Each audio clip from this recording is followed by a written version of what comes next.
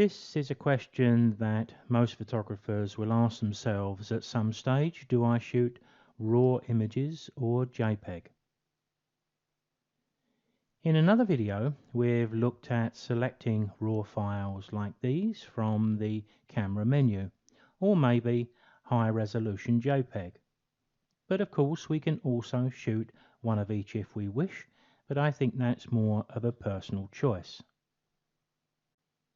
The fact that you're watching this video tells me that you have more than a passing interest in photography. You're a photographic enthusiast. So I think the answer to this question is we choose RAW every day of the week and twice at weekends. Now it's not that often I will voice my personal views so strongly, but this is an exception to the rule. But I suspect you would like an explanation for that, so here goes. When we press the shutter button to capture a photograph using any digital camera, be that a small compact or a top-of-the-range professional camera, they all do exactly the same thing in the moment the button is pressed. All cameras capture computer data only, which we call RAW. We wouldn't recognize this data as a picture even if we could see it. Think of this RAW file a little bit like a developed film. It's a digital negative, the starting point to a print in the old days. The difference between a JPEG and a RAW image comes a split second after the button has been pressed, depending on what we have set in our camera's image quality menu. If we have our camera set to JPEG, the camera takes that raw file, our digital negative, and using the software that's built into the camera, it processes the raw file into a JPEG and saves it onto the storage card. The software in your camera almost certainly tweaks color, sharpness and contrast. It will also apply those settings that you've selected on your camera, like picture style, white balance, and also the image size, the resolution. So if we think of the original file we capture as a digital negative, then think of this JPEG that's been saved to your card perhaps as a print made from our raw negative, because the in-camera software has processed it for you.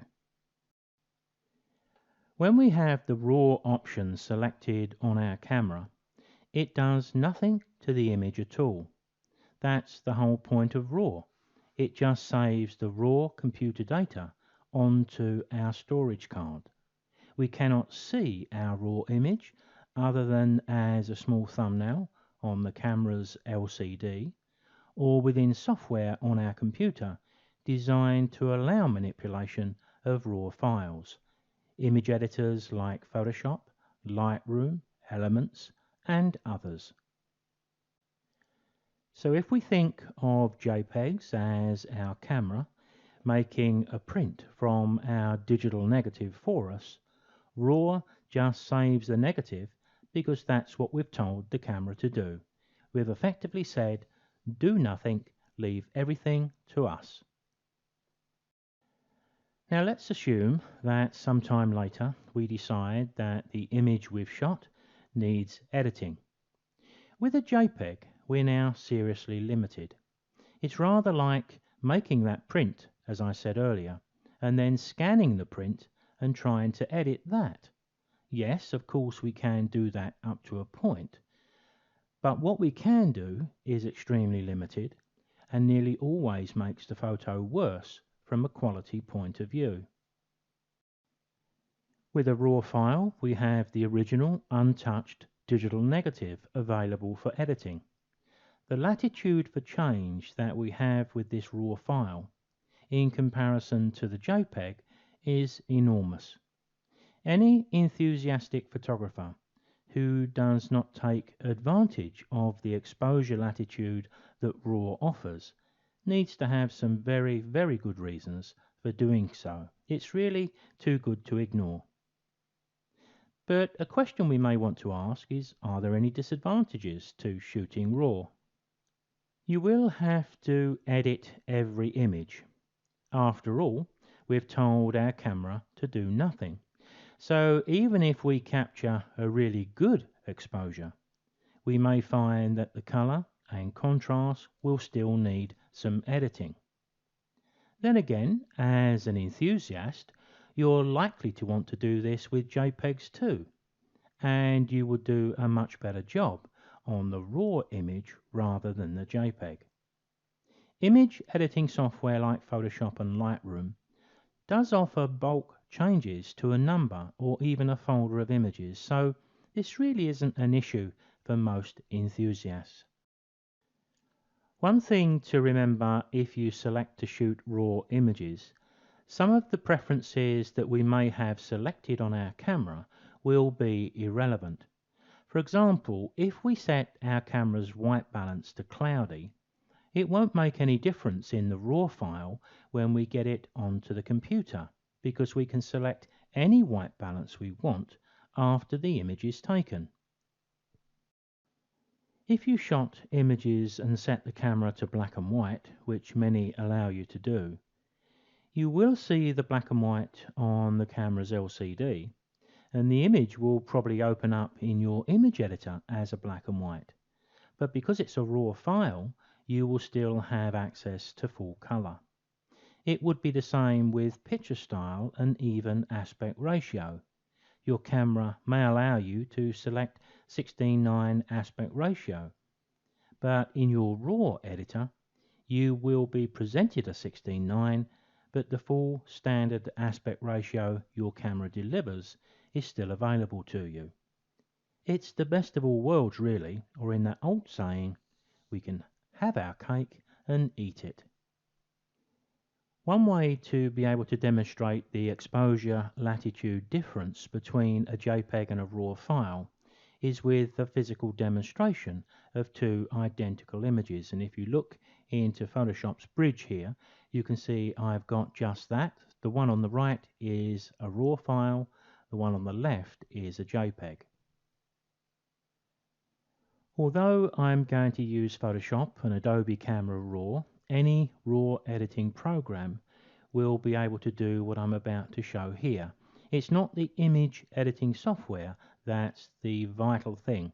It's the comparison between the JPEG and RAW image. It's what we're able to do with the JPEG after the camera has processed it and locked in the changes compared to what we can do with the same image as a raw file. So I'm going to begin by opening up the JPEG into Photoshop, and I'm going to see exactly what I can do to improve it. Now, to do this demonstration, I have deliberately picked an overexposed image. There's areas in the background, the highlights here, which have lost all of the detail. So what I'm going to do here is to look at trying to bring back as much as I can. We would normally do that in Photoshop with either levels or maybe curves. For speed, I'm going to use levels. Control L will bring them on screen. We can see the histogram that we've talked about in another video. We can also see evidence of the overexposure here with the light tone pixels all stacked up the right hand side.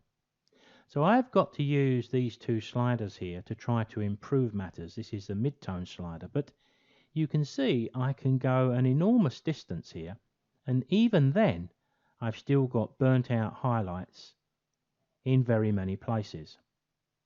Let me reset this and we'll have another go at getting as close as we can, because if we go too far we get a nice rich sky there, but you can see lines start to appear, starts to get a real problem. So somewhere around about there is about as far as I can go. I think I'll just click OK, and we'll live with that and take a look at a comparison now with the raw file. Now with my raw file here, something different happens to that when I try to open it. When I double click the JPEG, that one just opens up straight into Photoshop. This one will be intercepted by Adobe Camera Raw. There's the raw file on screen. I'm going to make a few changes. The highlights are a problem here. I'm going to drag them down. I'm going to drop the exposure down just a little bit. I'm going to add a little bit of mid-tone contrast and a bit of colour. Now you can see that this has taken me almost no time at all, but in that short time I've got a pretty good image, and I have a little guide up here. I can click this and it will show me if any of the pixels in the picture are losing detail, and we can quite clearly see they are not. If they were, we'd see something like that. So if I take this picture down to a level where I think it's acceptable, and I've only spent a very short time with this, I'm going to open this up now into Photoshop. If you look up at the top left of the screen where my pointer is, you can see that we've currently got selected this tab, which is the raw file I just corrected in Adobe Camera Raw. Here we have the JPEG. You can see what I mean about the latitude between a JPEG image and a raw file. My statement a little earlier on, where I said that I would use RAW every day of the week and twice on the weekends, probably makes a little more sense when you see a demonstration like this. And you really would have to have a pretty good reason not to accept the exposure latitude that shooting RAW files gives us. And when you think about it, most of our JPEGs are going to want some editing anyway, so we may as well shoot RAW.